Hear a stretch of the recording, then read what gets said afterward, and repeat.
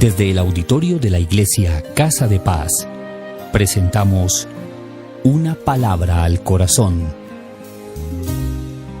Hoy, el pastor Jesús Armando Herrera nos comparte el tema 4 hombres en evaluación. Bienvenidos.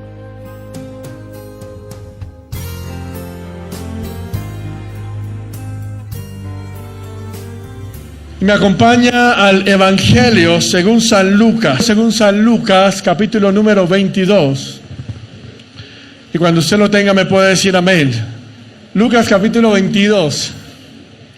Estaba cerca la fiesta de los panes sin levadura, que se llama la Pascua. Los principales sacerdotes y los escribas buscaban cómo matarlo porque no temían al pueblo. Entró Satanás en Judas, por sobrenombre Iscariote, el cual era uno de los 12. Este fue y habló con los principales sacerdotes y con los jefes de la guardia de cómo se lo entregaría. Ellos se alegraron y convinieron en darle dinero. Él aceptó y buscaba una oportunidad para entregárselo a espaldas del pueblo. Amén y amén. ¿Sabe que cuando uno va a entrar a una empresa, casi siempre hacen ciertas evaluaciones?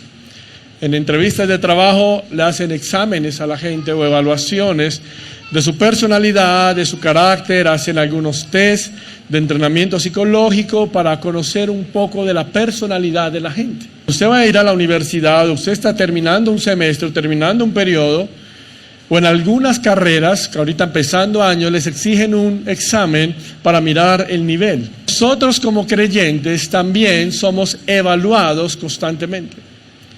Y nos enfrentamos a retos y a desafíos que nos van a permitir evidenciar la presencia de Jesús en nuestra vida. El gran problema es cuando no estamos preparados para el examen. Díganle que tiene a su lado, hay que estar preparado siempre. En cierta ocasión, 4 chinos jóvenes tenían un examen final para cerrar carrera.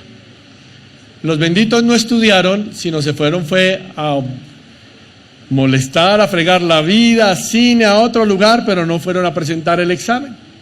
Los 4 dijeron, eso hablamos con el profesor y le decimos que veníamos para la universidad, pero que se pinchó una llanta. El hombre es buena gente y nos deja presentar el examen. Efectivamente, a los 3 días se reunieron con el profesor y el profesor les dijo qué pasó, que no vinieron al parcial final, al examen final.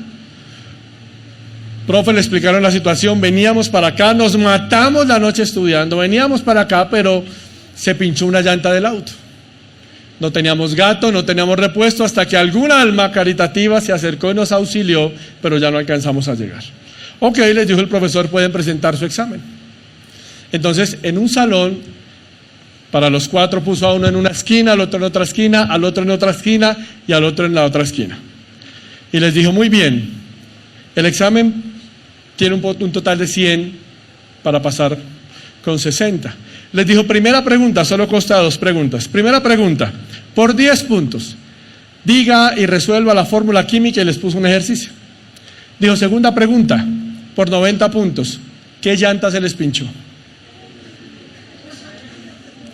Efectivamente, todos repitieron porque uno no está preparado a veces para los exámenes que vienen. Y cuando uno se va a preparar, piensa que sus capacidades le son suficientes, pero vamos a ver que a veces mi condición es mi peor enemigo. El texto, Lucas capítulo 22, me habla de personas que en un momento determinado de su vida entraron en crisis y fueron evaluadas. Yo quiero hablarle del primero de ellos, Casa de Paz, Iglesia Cristiana. Quiero hablarles del primero de ellos, que es Judas. Y Judas es evaluado en su corazón. ¿En qué es evaluado Judas? ¿En qué es? Es interesante que a veces nosotros pensamos que lo que mejor tenemos puesto es el corazón y nos damos cuenta que es lo que primero nos hace fallar. Hay algo que me parece interesante y es que el texto comienza diciendo, y entró Satanás en él. Lo primero que hay que dejar claro es que en la expresión entró Satanás en él, no significa que Judas haya experimentado una posición satánica o demoníaca. Es decir, que digamos que es que Judas fue poseído y por eso hizo lo que hizo. Decir eso es justificar lo que Judas hizo. ¿Sí está conmigo? Porque entonces, si es así, si Judas realmente lo poseyó un espíritu, no tuvo la culpa y entonces justificamos su pecado. Y es a veces lo que hacemos como cristianos, justificar nuestras faltas, justificar nuestros pecados culpando a Satanás. Pero dígale que tiene a su lado, usted y yo somos responsables de nuestras acciones.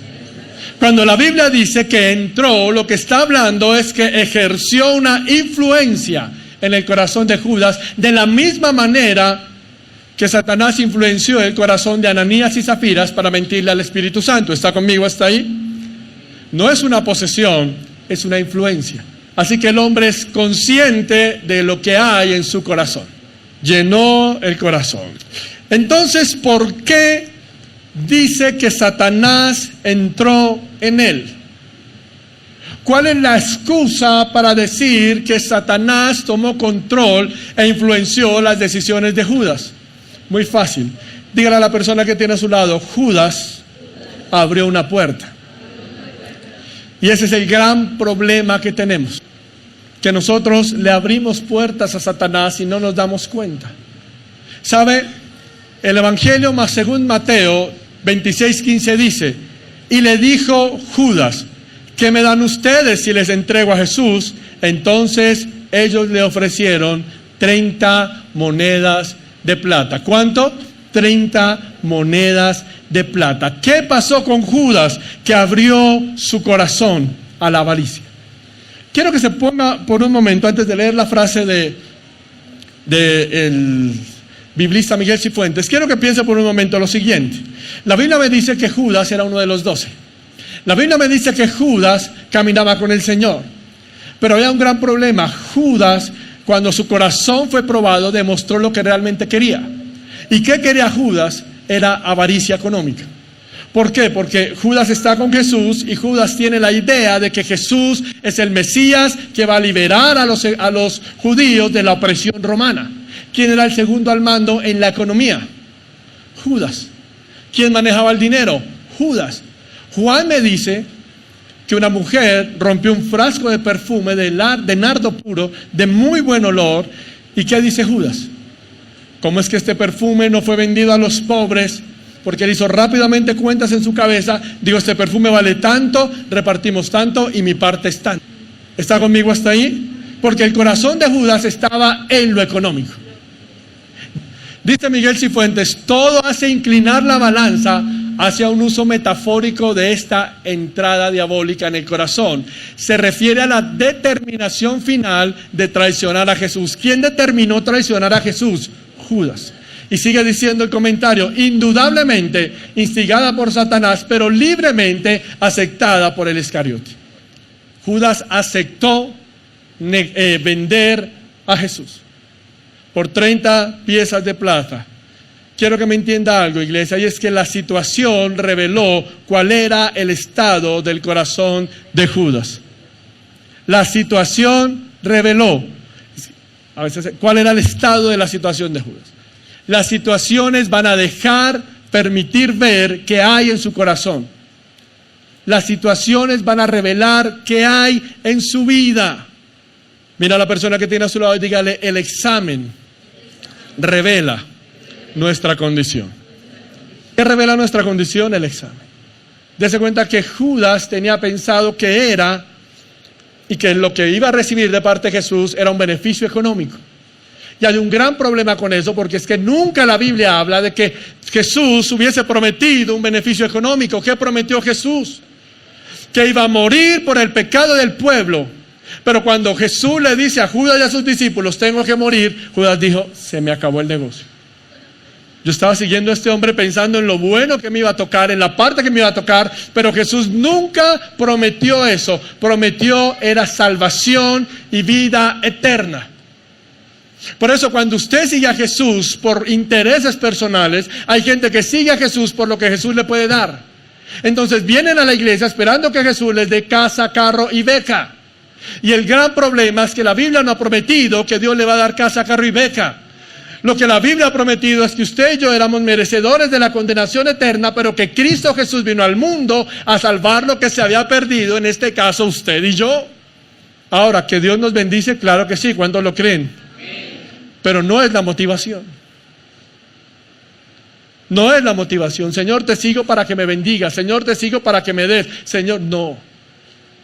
Hay gente que viene a la iglesia domingo tras domingo y su vida no cambia.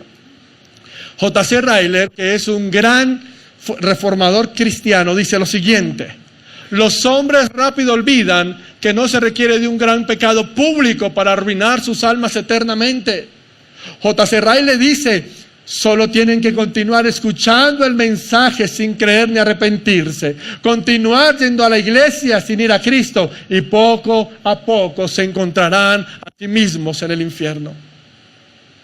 Usted puede venir cada 8 días, pero si su vida no es transformada, si su vida no es cambiada, si usted no sigue a Jesús por lo que realmente Él hizo por usted en la cruz, usted está perdiendo el tiempo.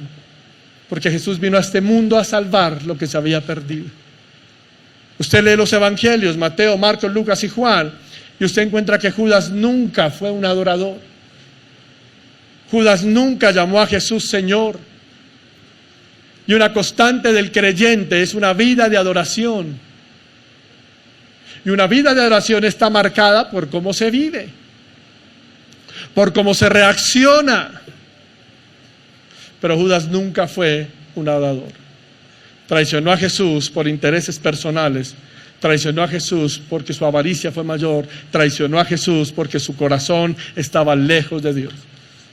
Y aunque caminaba con Jesús, ¿cuántos años caminó Judas con Jesús? 3 años y medio. Y alguien decía, pero ¿cómo puede ser posible que Jesús escogiera al que lo iba a traicionar? Porque es que usted y yo somos libres de actuar como queremos. ¿Está conmigo hasta ahí? Dígale que tiene a su lado, no culpe a Satanás. Dígale, la culpa es suya. ¿Está conmigo? Hay gente que le echa la culpa al diablo de todo. ¿Sí se da cuenta? El diablo me hizo caer, el diablo me hizo pecar, el diablo fue el que me empujó, el diablo fue... todo. Y echarle la culpa a Satanás de todo es quitarle la responsabilidad al ser humano. Usted tiene que ser responsable de sus acciones, porque Dios un día le va a decir cómo te comportaste el día del examen. Habrá situaciones que lo pondrán a prueba. Habrá situaciones donde usted le dirán, debe elegir. Y usted debe elegir como un hijo de Dios. Usted debe elegir como un creyente. Desafortunadamente usted encuentra en la vida de Judas un hombre que su economía estaba fundamentada era en eso, lo que Dios me pueda dar, pero su corazón no estaba rendido a Jesús. Por eso me encanta la imagen del corazón herido. Bueno, que estaba antes, porque a veces está así nuestro corazón. Judas fue tentado en su corazón, pero no aguantó. Cuando usted es tentado de su corazón, ¿usted resiste? ¿O cómo está su corazón delante de Dios? Hay gente que viene a la iglesia cada 8 días, cada 15 días, que viene a cuánta reunión hay, pero su corazón sigue estando lejos de Dios.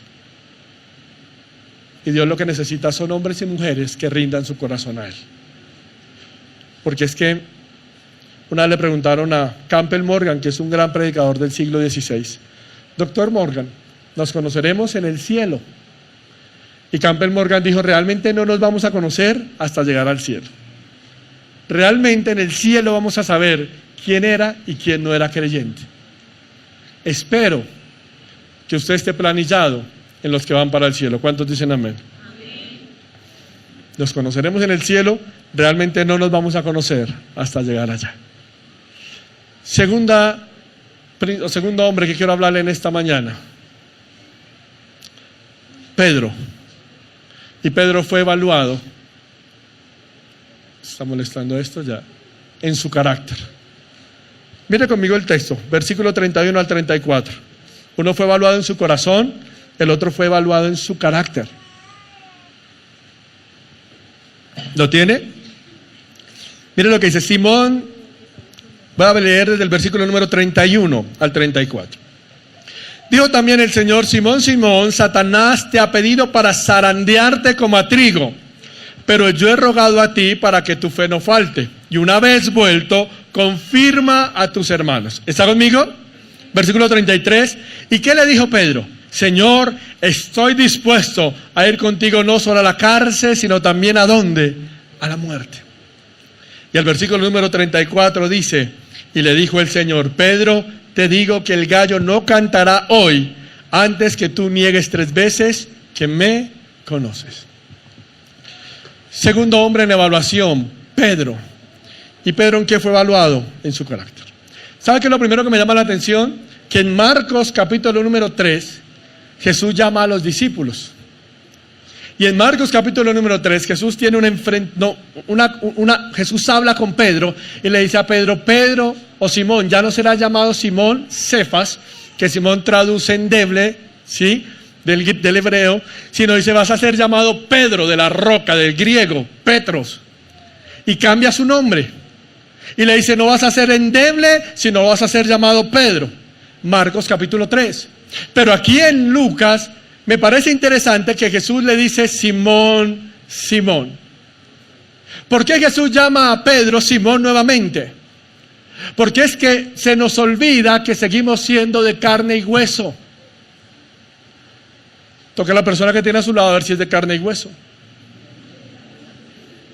Más carne que hueso, más hueso que carne. Bueno, eso ya es personal, pero no nos metemos en eso. Pero es que a veces somos tan espirituales y nos creemos tan espirituales que se nos olvida que tenemos una naturaleza pecaminosa. A veces somos tan espirituales que creemos que vemos a Dios cara a cara y se nos olvida que seguimos en un mundo de pecado. Hay gente, hermano, que no camina sino levita, que flota de lo espiritual que es. ¿Cuántos de los que están aquí son de carne y hueso?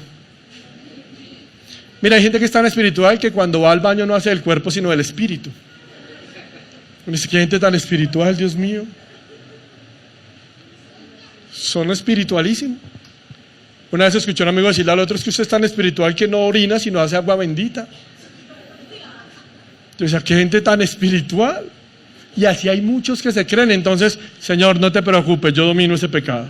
Señor, no te preocupes, yo puedo con esas amistades. Señor, no te preocupes, que conmigo cuentas hasta el infinito y el más allá. No tienes problema conmigo. Son tan espirituales, pero el Señor a veces tiene que decir, como le dijo a Pedro: Simón, Simón, estoy hablando a esa naturaleza débil, a esa naturaleza carnal, a eso que lo hace humano, que usted cree que tiene dominado, pero no, Señor.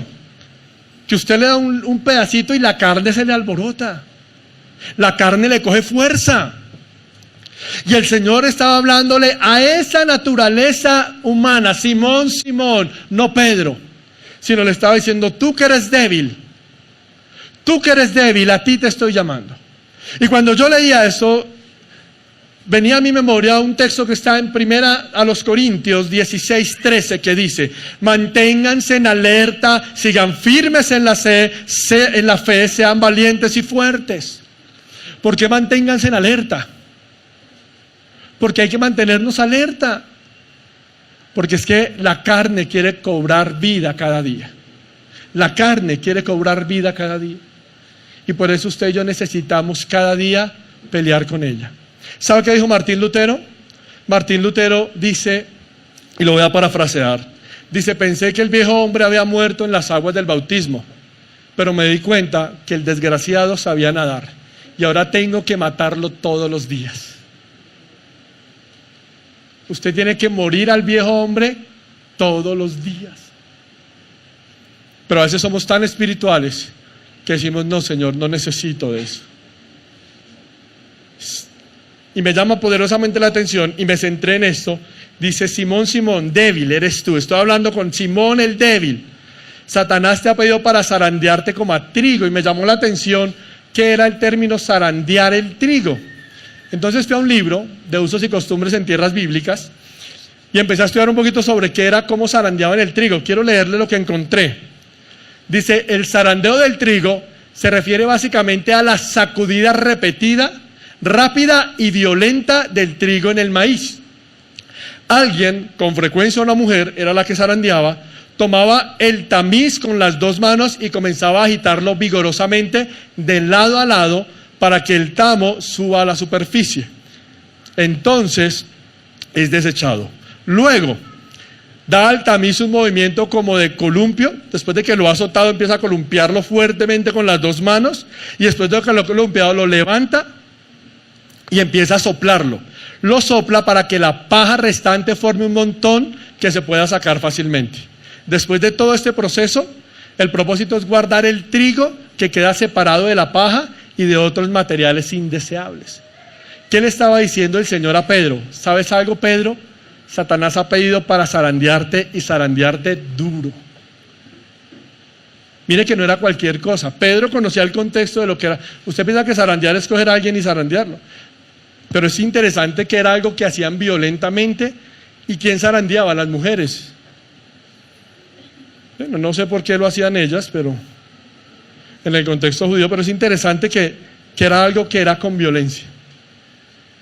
Así que dígale que tiene a su lado, usted y yo vamos a ser zarandeados con la prueba.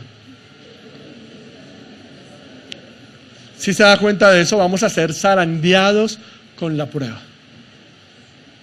Por eso es que Santiago dice, no se preocupen del fuego de prueba que les ha de venir. Porque es que usted y yo vamos a ser zarandeados como el trigo. El maestro desearía fijar la atención de este líder en el hecho de que por sí mismo es una criatura débil. De ningún modo un hombre de estabilidad, no una roca. Yo no sé si usted hoy en día puede decirle, Señor, yo soy toda una roca. O usted es de los que juega con el pecado sin darse cuenta. Yo quiero contarle algo que esta mañana me acordaba de eso, que lo leí en mis primeros caminos de ministerio, y alguna vez lo usé en 2 prédicas, porque cuando lo contaron en una convención en la que estuve hace muchos años, a mí me marcó el corazón. Y hablaba el hombre que estaba en ese día, hablaba de cómo el cristiano juega con el pecado. Y él contaba la historia de un hermoso canario. ¿Cuántos saben cuáles son los canarios? Son amarillos, cantan bonito. Y detrás del canario había un gato que se lo quería comer. El gato le tenía unas ganas al canario. Entonces el gato simplemente, como es astuto, le dijo al canario, vamos a hacer algo, canario. Tú con ese pico tan hermoso que usas para cantar, con ese silbido tan maravilloso que tienes, con esas alas amarillas, con esas garras que tienes, no deberías empuercarte en la tierra buscando gusanos. Le dijo, hagamos un negocio. Yo todos los días, al desayuno, al almuerzo, a la comida, te traigo un plato suculento de gusanos. Y cada vez que yo te doy un gusano, tú me das una pluma. El canario, ¿qué fue lo primero que pensó? Conseguí marrano, esto está bien. Y efectivamente, primer día llegó el gato con un plato suculento de gusanos verdes, amarillos, de todos los colores y de todas la densidad o la babosos, en fin, deliciosos para el canario. Y el canario lo primero que decía, bueno, el gato dejaba los gusanos, se iba, pero antes el canario soltaba una pluma y se la daba. Así fue el desayuno, así fue el almuerzo y así fue la comida. Así fue el día lunes, día martes, día miércoles, así fueron las semanas. Desayuno, almuerzo y comida, plato suculento de gusanos, lunes, martes, miércoles, jueves, viernes, sábado y domingo, plato suculento de gusanos. El canario estaba feliz. El día menos pensado llegó el gato y le trajo el plato suculento de gusanos. El canario arrojó la pluma. Espero que el gato se fuera. El canario baja, se tira del árbol y baja para empezar a comer. Cuando está comiendo, el gato se le arrima.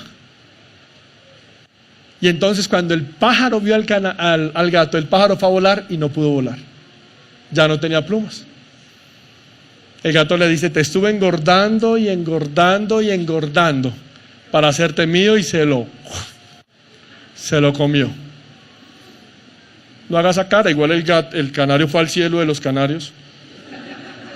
Es que hacen una cara de, no, pastor, no voy a poder dormir, yo tengo un canario en mi casa. No. Así somos muchos de nosotros. Nosotros jugamos con la tentación. Nosotros le coqueteamos al diablo, que es ese gato. Nosotros le decimos, tome solamente un poquitico, pero yo controlo. A mí no me gana, a mí no me seduce. Yo sé hasta dónde voy, yo sé hasta dónde avanzo, yo controlo eso. Y hay gente, hermano, que piensa que controla el alcohol, la pornografía, las groserías, la mentira, el sexo desordenado, todo lo que usted quiera. Y piensan que lo están controlando y no se están dando cuenta que simplemente el gato les está pidiendo de a pluma, y que el día de mañana usted no va a ser sino presa de Satanás. Por eso dígale que tiene a su lado mucho cuidado con lo que está haciendo. Sabe, a veces nuestro carácter necesita ser probado, hermano. Y las tentaciones suelen servir para revelar nuestras fortalezas como para revelar nuestras debilidades. Me encanta esta frase antes de ir allá. Pedro, una vez que vuelve en sí, debería afianzar en sus hermanos la dedicación a Jesús, y no precisamente por la fuerza de su carácter, sino por la asistencia que le presenta la oración de Jesús. ¿Qué fue lo que hizo que Pedro, aunque negara a Jesús, no se apartara o cometiera alguna locura como Judas? La oración de Jesús. La oración de Jesús. Por eso es importantísimo que usted identifique cómo está su vida espiritual. Y a mí, de pronto, un tema de exégesis del texto, quiero que mire algo del versículo 31. Simón, Simón, Satanás os ha pedido para zarandearlos como a trigo, versículo 32. Pero yo he rogado a ti para que tu fe no falte, y una vez vuelto, confirma a tus hermanos. ¿Sabe? Cuando yo miraba el texto, y estaba mirando un poquito el texto griego, cuando usted lee la expresión vuelto, usted lo primero que piensa es que está indicando movimiento. Si yo le digo vuelto, usted piensa que está hablándole Jesús a Pedro de muévete, regresa, pero no es así. Cuando usted mira la expresión vuelto, es la expresión epistrefo, que es un verbo griego que traduce conversión moral. Entonces lo que Cristo le está diciendo a Pedro es: Pedro, esta situación difícil, esta prueba complicada, esta situación que te va a llevar al límite y te va a hacer fallar, tiene que ayudarte a que tu moralidad cambie, a que tu vida sea transformada. Tú no puedes permitir que la situación y que la crisis no genere un efecto transformador positivo, que es lo que está hablando la Biblia. Todos pasamos por crisis. ¿Cuántos de los que estamos aquí vivimos crisis? Dificultades.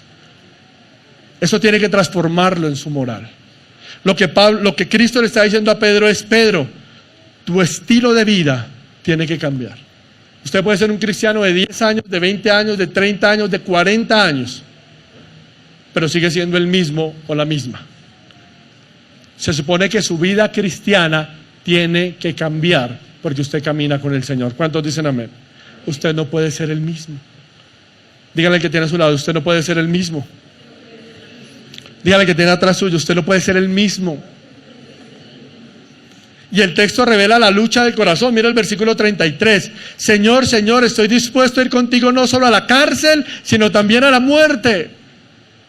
Yo estoy convencido de que Pedro realmente quería seguir a Jesús, pero también que tenía un terrible conflicto.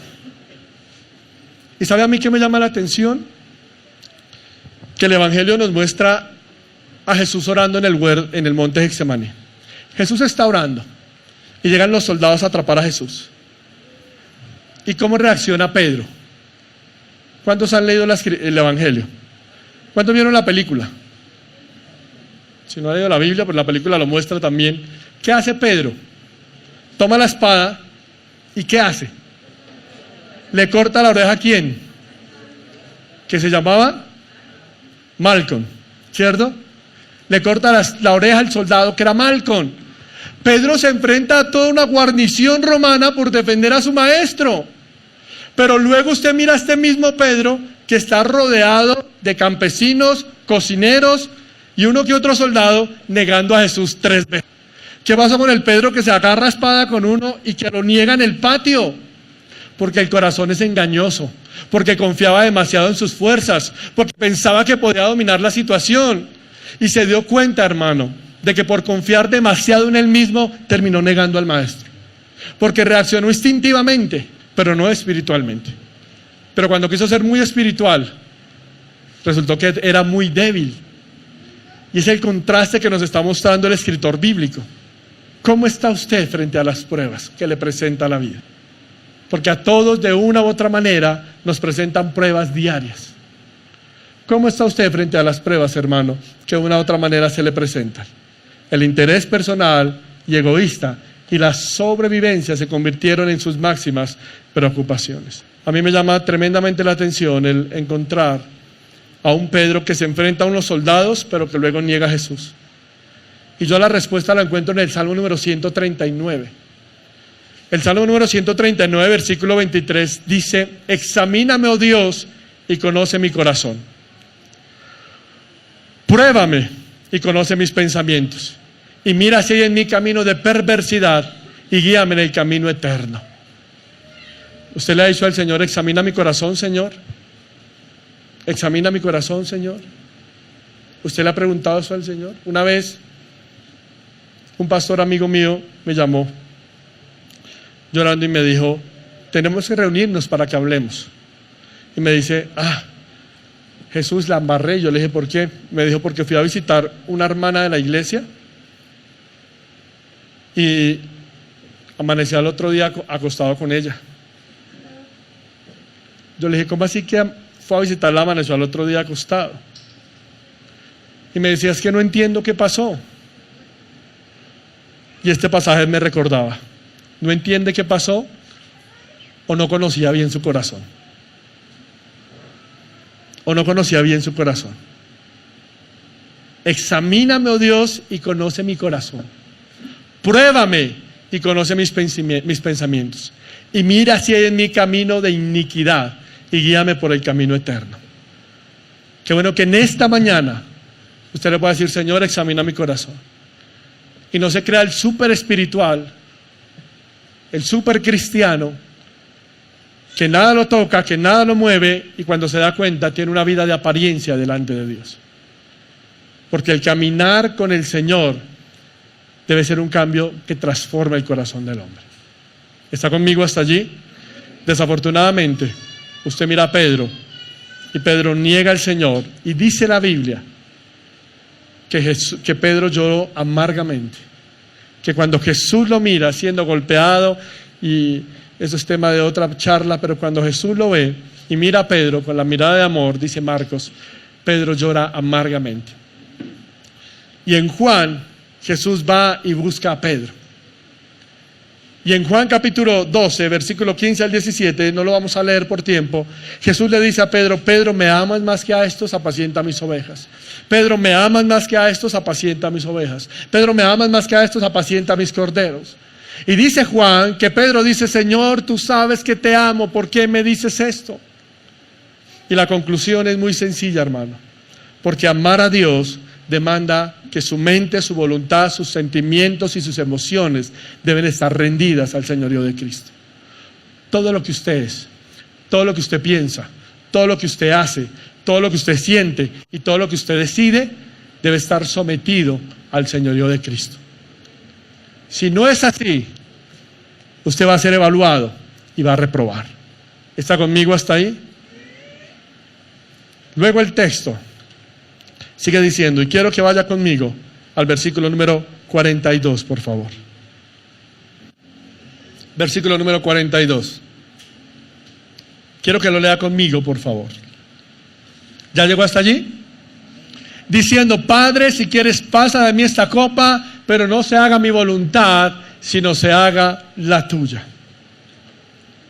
Usted ve a Judas, usted ve a Pedro y usted ve a Jesús. ¿Y cómo está Jesús? Jesús fue evaluado en su fidelidad. Pero algo que me llama la atención poderosamente, y es que cuando le voy a dar un consejo para que lo haga en su casa.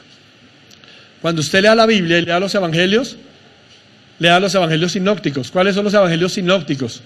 Son los que siguen el relato bíblico. Ejemplo, si usted lee el relato de la pasión en Juan, en Marcos, le hablo en Mateo y en Lucas.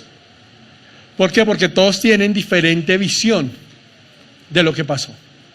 Usted lee Lucas 22:42 y dice: se apartó de ellos a distancia 42, diciendo: Padre, si quieres pasa de mí esta copa, pero no se haga mi voluntad, sino la tuya. Pero cuando usted va a leer Marcos, y quiero leérselo, Marcos describe lo que es hacer la voluntad de Dios. Marcos comienza a decir, Marcos 14, leo desde el 33. Y Cristo tomó consigo a Pedro y a Jacobo y a Juan y comenzó a entristecerse, a angustiarse. Dese cuenta que Jesucristo se entristece y se angustia. Y le dijo: mi alma está muy triste hasta la muerte, quédense aquí. Yendo un poco adelante se postró, la expresión griega es se tiró. Mire lo que cuesta hacer la voluntad de Dios. Está triste, está angustiado, está preocupado y aparte de eso se tira. Y dice Marcos, se tiró en tierra y oró: si fuese posible, pasa aquella hora. Y decía: Abba, Padre, todas las cosas son posibles para ti, aparta de mí esta copa, mas no lo que yo quiero, sino lo que tú quieres. Jesús estaba siendo probado en su fidelidad. Y es que déjeme decirle algo, hacer la voluntad de Dios cuesta. No es fácil hacer la voluntad de Dios. Cristo prefiere hacer la voluntad del Padre que la suya. Cristo tiene temor, Cristo tiene angustia, Cristo tiene toda la carga del pecado del mundo. Pero dice: Señor, hágase tu voluntad y no la mía. Porque hacer la voluntad de Dios no es fácil. Y a veces nosotros manipulamos la voluntad de Dios. A veces nosotros manipulamos.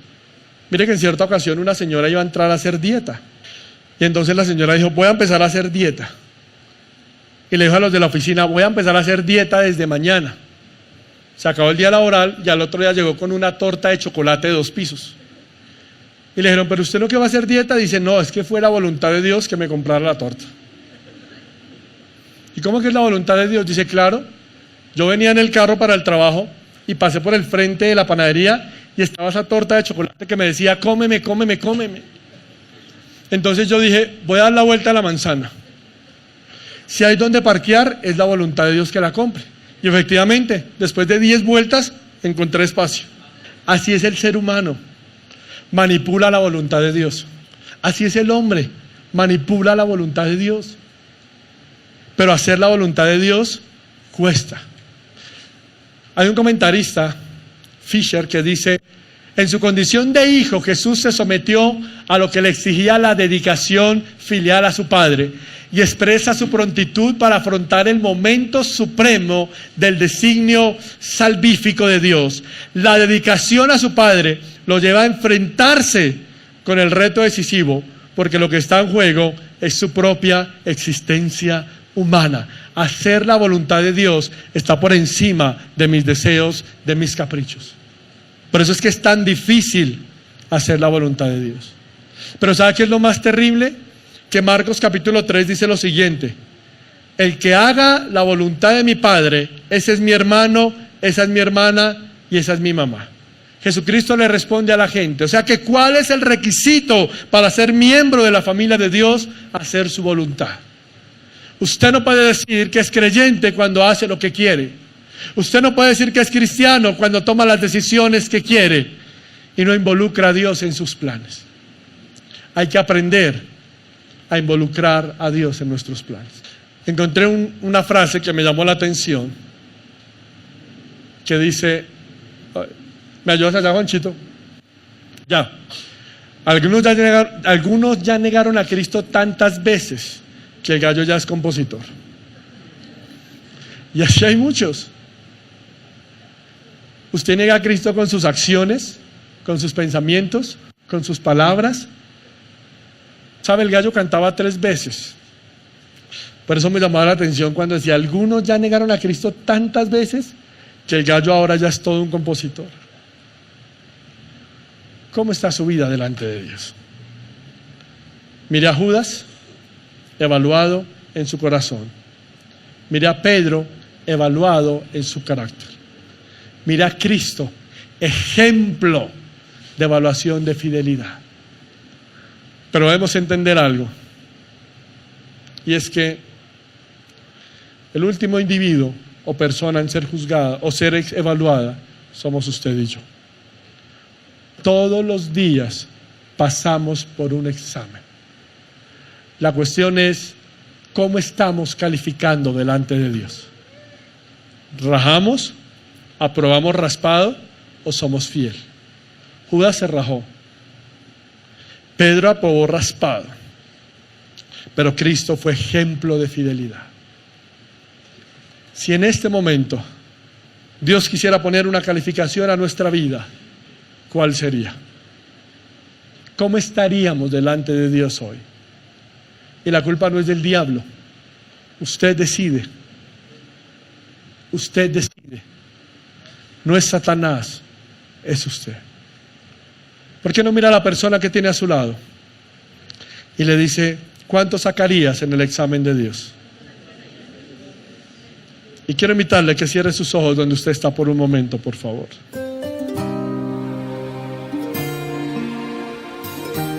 Si desea más información, escríbanos al correo iglesiacasadepaz@gmail.com. Conoce más de nosotros en nuestro fanpage de Facebook, Casa de Paz, Iglesia Cristiana. Iglesia Casa de Paz. Más que una iglesia, una familia.